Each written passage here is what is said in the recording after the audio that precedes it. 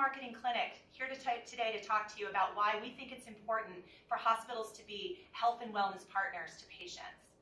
The subject of healthcare has never been more important to consumers in this country.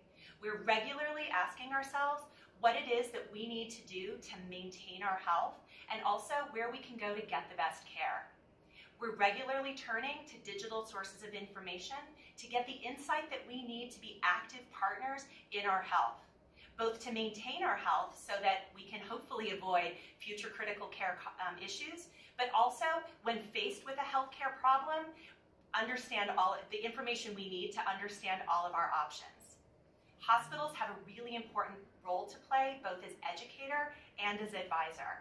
We conducted a research study last year that showed that 83% of patients who booked an appointment online with a hospital first went or turned to one or more hospital sites for content and information that they needed to make their decisions. That made hospitals the leading source, by far, the leading source of information for sources of content in this study.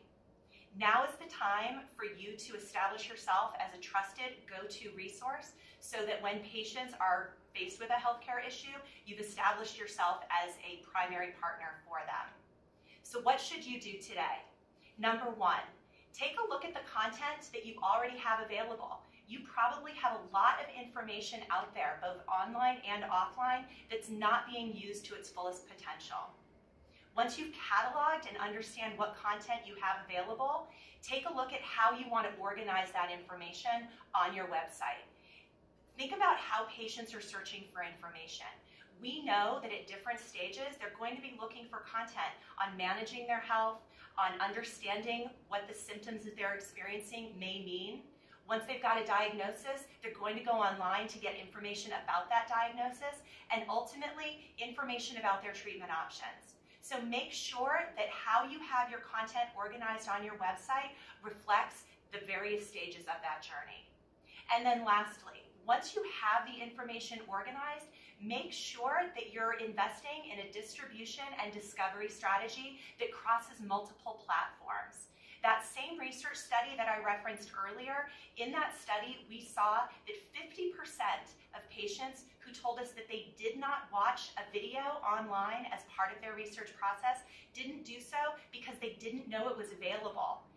In that same research, we saw that patients who did watch an online video as part of their research were far more likely to book an appointment than those that did not. Content influences behavior, but if people can't find it, it's not doing anyone any good.